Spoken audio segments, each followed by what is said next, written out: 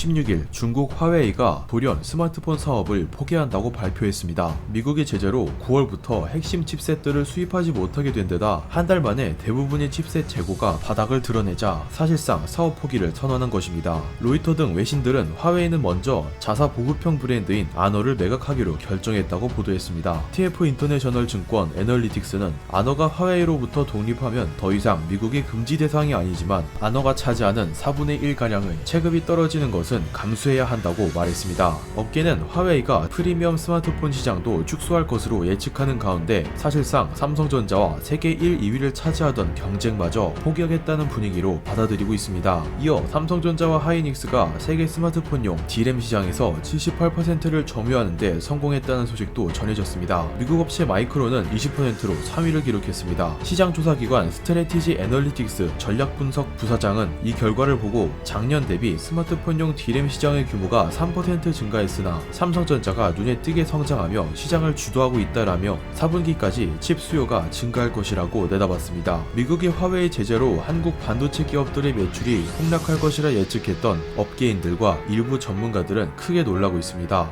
미 국무부 제재가 근본적으로 무엇을 목표했느냐에 관심이 집중되고 있는 것입니다. 중국 법률에는 이런 글귀가 있습니다. 통신 서비스 운영자는 기관의 접속 기술, 암호 해독 기술 지원을 협조해야 한다. 모든 조직, 개인은 국가 작업을 지원, 협조, 협력해야 하고 이를 대중에 알리면 안 되며 국내 및 해외에서 활동을 전개한다. 중국군 출신 런정페이가 창립한 화웨이는 당국과 친밀한 관계를 유지하며 자국을 비롯한 해외 주요 기업들과 협력하는 척하면서 기술을 탈취해왔습니다. 미국 법원에는 화웨이가 2019년 산업용 공유기 및 허브 통신장치 제조사 시스코사의 프로그램 코드를 매뉴얼이 오타까지 몰래 베꼈고 이것이 증거로 입증된 판례가 있으며 FBI는 2007년 미국 국적이었던 모토로라로부터 통신 기술을 탈취하려던 한주한 진이라는 엔지니어를 체포하고 보니 화웨이 창립자 런정페이의 친척으로 드러났던 화려한 기록들이 있을 정도입니다. 중국보다 먼저 발전을 이룩한 한국도 주요 대상이었습니다.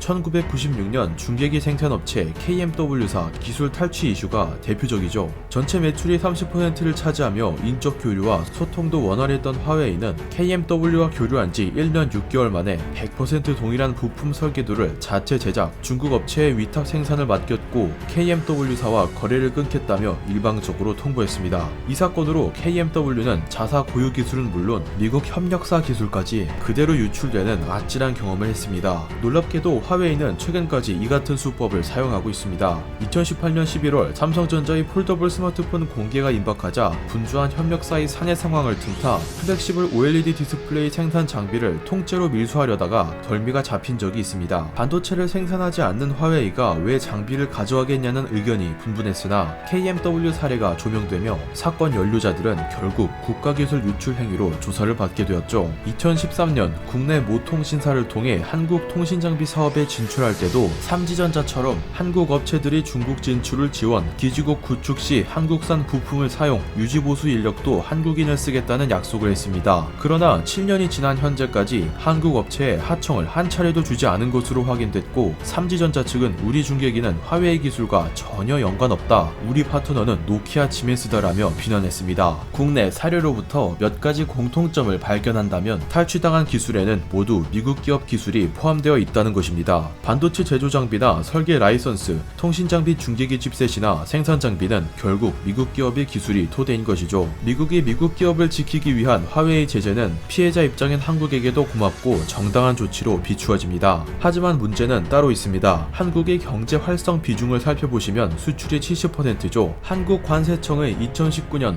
무역 흑자국가 통계 1위가 691달러로 중국이 차지하고 있습니다. 그중 전체 수출액 5,423억 3,300만 달러 중 1위 품목을 939억 3,500만 달러로 반도체가 차지하고 있습니다. 미국의 제재로 비롯된 화웨이의 극심한 피해는 한국은 한국대로 미국은 미국대로 고스란히 이어지는 구조라는 게 문제였습니다. 미 국무부는 이런 우려가 나오자 화웨이 2차 제재안을 발표한 뒤 한국의 사례를 들며 SMIC와의 거래도 화웨이로의 기술 유출 가능성이 있다는 이유를 들며 SMIC 제재안을 발표했습니다. 발표했습니다. 사실상 한국과 미국 간의 이해관계로 인한 결정으로 비추어지고 있습니다. 화웨이가 강세인 시장에서 중국의 쩌리 기업들 뿐만 아니라 한국 기업들도 동반 성장할 수 있도록 했죠.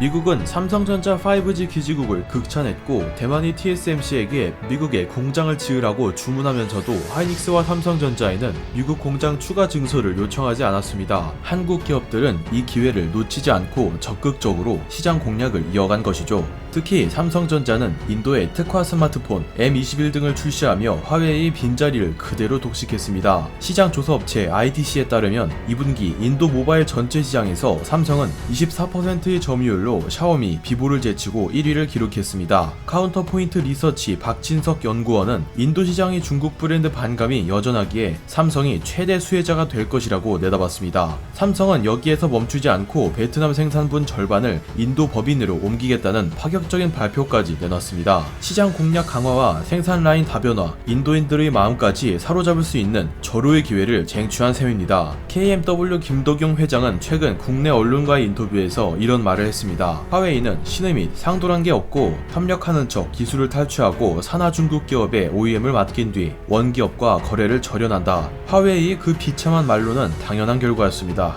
이상 뷰이셨습니다.